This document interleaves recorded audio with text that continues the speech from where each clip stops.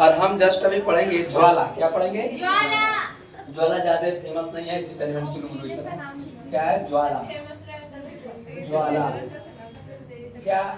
जो धधकता, अगिया जो धधकता है ना, ऐसे ऐसे लफार नहीं मारता है। आगे जब गांव कभी गांव में आग लहट जाएगा ना, तो देखना पूरा लफार ऐसे मारता है, जब हवा के साथ भागता है, तो वही ज्वाला है।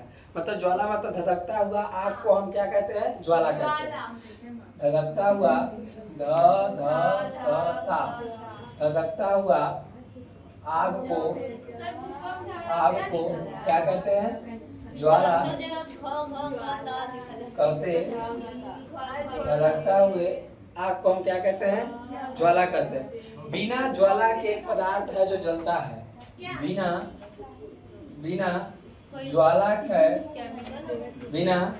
ज्वाला का जलता है, बिना ज्वाला का जलता है, और उसका नाम है कोयला। क्या नाम है? कोयला। वह कौन पदार्थ है जो बिना ज्वाला के जलता है? तो क्या है? कोयला। वो ज्वाला नहीं देता है, पूरा आगे में धधकता है, नीचे में धधकित रहता है। देखना भट्टी में जाकर, एक नीचे धधकता है, ऊपर वहां नहीं जलता है जोर तोड़ से। समझ गए?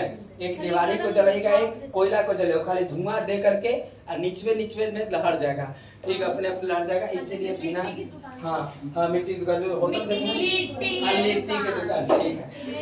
अरे देख, तो बिना ज्वाला के, किसके? बिना ज्वाला के तो क्या चलता है? कोयला। आइए देखें। हाँ है ना, बिना ज्वाला के कोयला चलता है ना। हाँ। अब देखिए ध्यान से कि अब हमको पढ़ना, एक खत्म हो गया ज्वाला, थोड़ी सी एक हमको पढ़ना है मोमबत्ती की ज्वाला। किसकी ज्वाला? मोमबत्ती। बड़ा अच्छा टॉपिक है और इसको हम देखेंगे। मोमबत्ती और मोमबत्ती की ज्वाला। मोमबत्ती की ज्वाला। एक और देखो ध्यान तरीकों से हम पहले मोमबत्ती बनाते हैं। ऐसे तो हमको अच्छा मोमबत्ती नहीं बनाया जाता है, लेकिन कोशिश करेंगे कि बनाते। ठीक है, देखिए ध्यान तरीकों से। वैसे मोमबत्ती टेढ़ा पे कौन नहीं जाता है? रख दिए हम। अरे डिजाइन बना के जार के पिघलता है। सिखाना आपने लग जाएगा सपोर्ट में। तो बड़ी सुंदर। पहले रखिए तो पहला मोमबत्ती नहीं चलेगा, सपोर्ट बना दिए। आपको क्या बना रहे थे? ये मोमबत्ती क्या है? मोमबत्ती। समझ गए? और क्या आप देख रहे हैं इसमें बात किया जाए इसमें मोमबत्ती की ज्वाला में कितने लेयर हुए, कितने परत हुए? 3। 1 2 3। 1 2 3। आलोक भारती प्रकाश में 4 लिखा है, लेकिन हम 3 पर काम चलाएंगे। कितने पर? 3 पर। सबसे जो ये अंदर वाला होता है, सबसे जो अंदर वाले होते हैं, इसको हम कहते हैं केंद्रीय मंडल। कौन से मंडल?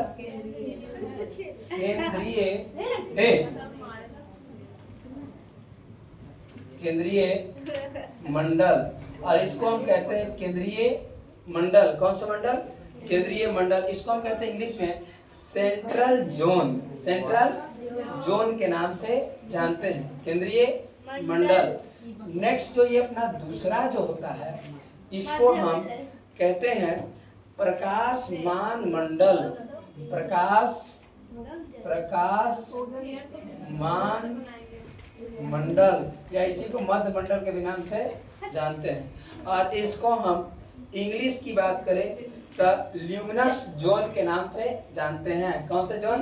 Luminous zone. ढेर को कहूँ नहीं आएगा, हम तो इंग्लिश जानते हैं। ल्यूमिनस जोन के नाम से। अच्छा ठीक।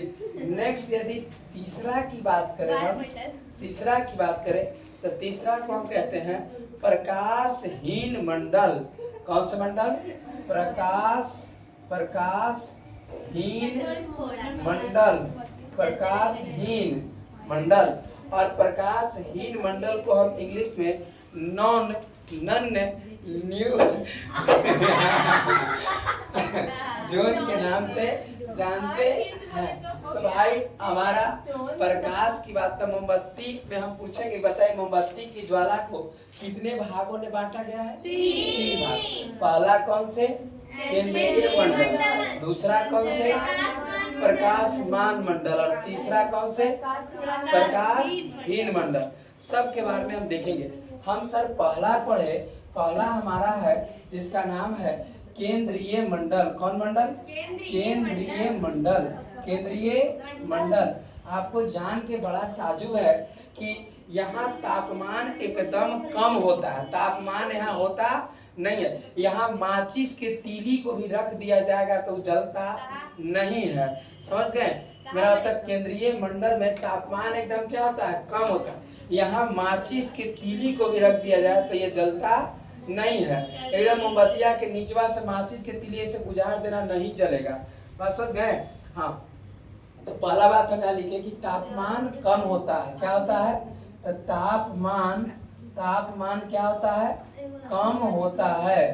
तापमान क्या होता है? कम होता है। दूसरा बात है कि इस क्षेत्र में माचिस की तीली भी नहीं जलता है। इस क्षेत्र में माचिस के किसके? माचिस के तीली भी नहीं जलता है। इस क्षेत्र में माचिस के तीली भी नहीं जलता है और यह अदहन क्षेत्र होता है। अदहन मतलब जलने वाला नहीं। यह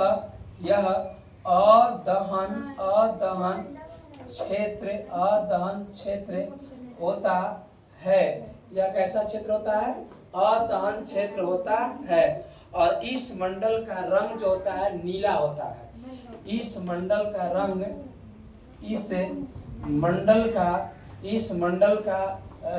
कैसा होता है? नीला होता है। नीला होता है। इस मंडल का रंग कैसा होता है? नीला होता है। अब सवाल आपसे ऑब्जेक्टिव पूछेगा कि किस मंडल का रंग नीला होता है? तो भाई केंद्रीय मंडल के सवाल पूछे जाएंगे आपसे कि बताइए कि सबसे कम तापमान किस मंडल का होता है? तो केंद्रीय मंडल का होता है। किस मंडल में माचिस के तीली रखने पर नहीं जलेगा? केंद्रीय मंडल में। सबसे मोमबत्ती के सबसे पहला मंडल कौन सा मंडल है? केंद्रीय मंडल। कौन मंडल? केंद्रीय मंडल। क्या सहमत है? दूसरा बात हम देखेंगे, हम पढ़ेंगे प्रकाशमान मंडल। कौन सा मंडल? तो सर दूसरा पढ़ेंगे हम प्रकाश, लिखो मत, प्रकाशमान मंडल। प्रकाशमान मंडल। तो प्रकाशमान मंडल की बात करेंगे। यहाँ इसके तुलना में इसका तापमान थोड़ा सा अधिक होता है। पहला बात हम लिखेंगे कि तापमान थोड़ा ज्यादा होता है। हाँ, तापमान थोड़ा ज्यादा होता है। तापमान थोड़ा ज्यादा होता है। दूसरी बात हम करेंगे कि यह सबसे बड़ा क्षेत्र होता है। यह सबसे बड़ा क्षेत्र है। और देखेंगे कि यह सबसे बड़ा क्षेत्र होता है। यह सबसे बड़ा क्षेत्र होता है। और तीसरा बात की बात करेंगे, इस क्षेत्र का रंग पीला होता है। इस क्षेत्र का रंग कैसा होता है? तो भाई पीला होता है। इस क्षेत्र का रंग पीला होता है। और एक बात, मोमबत्ती जो है, मोम के वाष्प का यहाँ पूर्ण दहन होगा कि अपूर्ण दहन होगा? अपूर्ण दहन, कमे कम। यहाँ बात करें तो मोम के वाष्प का अपूर्ण, कैसे? अपूर्ण दहन होता है। सहमत है इस बातों से? एकदम सहमत है ना? और देखिए ये था अपना प्रकाशमान मंडल। अब आप पूछेंगे कि मोमबत्ती का अपूर्ण दहन किस मंडल में होता है? तो प्रकाशमान मंडल में। किस मंडल में? प्रकाशमान। हम पूछेंगे तापमान थोड़ा ज्यादा होता है किस मंडल में? सबसे बड़ा क्षेत्र कौन से क्षेत्र है? प्रकाशमान। किस मंडल का रंग पीला होता है? प्रकाशमान मंडल का रंग पीला होता है। नेक्स्ट एक टॉपिक आओ हमारा रहा, इसका नाम है क्या? हीन मंडल, प्रकाशहीन मंडल, प्रकाशहीन मंडल। आइए इससे भी हम फरिया लेते हैं। ये कहता है, बताइए यहाँ तापमान सब अधिक होगा कि कम होगा? तो अधिक होगा। तो पहला तो बात, तापमान सबसे अधिक होगा। यहाँ तापमान क्या? तापमान सबसे अधिक होता है। तापमान सबसे अधिक होता है। मोम के, बताइए यहाँ मोम के वाष्प का पूर्ण दहन होगा कि पूर्ण दहन होगा? पूर्ण दहन। तो लिख देंगे यहाँ मोम के वाष्प का पूर्ण क्या? पूर्ण दहन होता है। क्लियर बात है? समझ गए? बस हो गए। इसका सर रंग नहीं लिखे, इसका रंग विवादित है। ठीक, कभी कभी लाल भी कर देता है, कभी कभी कुछ कर देता है, तो इसी सबके श्वेत भी कर देता है। तो इसीलिए विवादित को विवादित में रख लेते हैं। तो 2 पर काम चलाएंगे। कितने पर? 2 पर ही काम चलाएंगे। समझे कि नहीं समझे? हमको लगता है मोमबत्ती समझ गए होंगे। मोमबत्ती समझ गए ना? ये भाई था मोमबत्ती का ज्वाला। कितने भागों में? 3 भाग में। पहला केंद्रीय मंडल, दूसरा प्रकाशमान मंडल, तीसरा प्रकाशहीन मंडल। बाकी सबके बारे में हमने जान लिया। लोडेड पॉइंट रोको, कहते हैं। अब चालू कर दो। हाँ, हम देखें एलपीजी, लिक्विफाइड पेट्रोलियम गैस।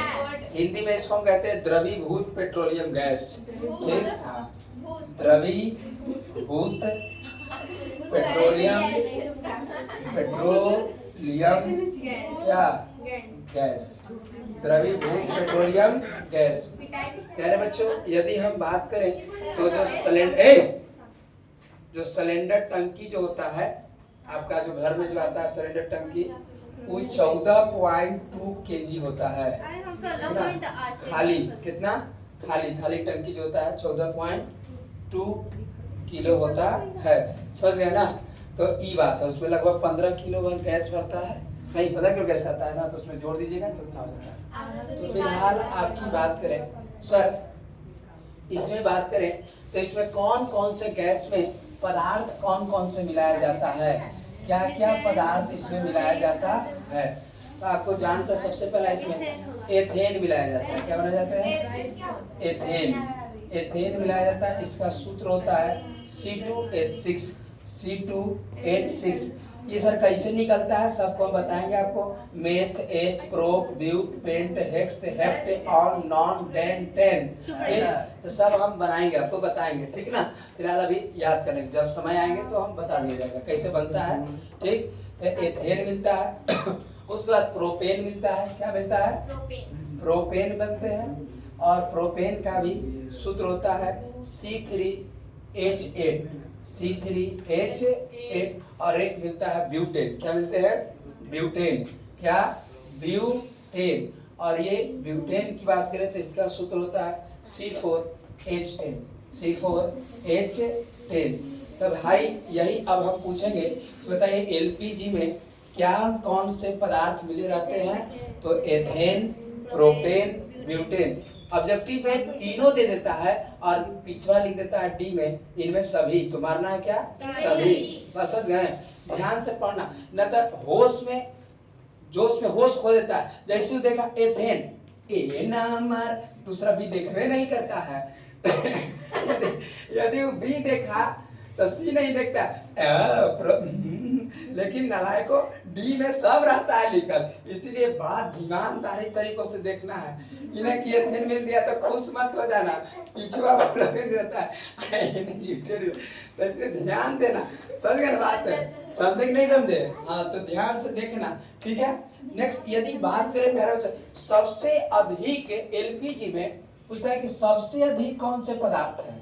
सबसे अधिक कौन पदार्थ मिलाया जाता है, या इसका मुख्य रूप क्या है? मतलब मेन इसका एलपीजी का मुख्य रूप क्या है? तो मुख्य रूप या सबसे अधिक पदार्थ की बात किया जाए तो ब्यूटेन रहता है। क्या रहता है? ब्यूटेन को ही मिलाया जाता है। किसको? ब्यूटेन कोई सबसे मुख्य पदार्थ पूछे कि एलपीजी का सबसे मुख्य पदार्थ या सबसे अधिक क्या मिलाया जाता है, तो क्या मिलाया जाएगा, ब्यूटेन। सूत्र तो लिखा गया है C4H10, ठीक है, C4H क्या 10। और इसमें यदि हम बात करें 1 ग्राम, कितने ग्राम, 1 ग्राम एलपीजी गैस से, 1 ग्राम एलपीजी गैस से 50 से 55, एक सेट में 50 लिखा लेकिन इसमें हम देखे थे तो इसमें 55 लिखा था, तो 50 से 55 हम काम चलाएंगे। 50 से तो ठीक चलेंगे, 55 है तो भी ठीक चलेंगे, ठीक है, दोनों में से एक रहेगा तो एक के ऊपर काम चलाएंगे।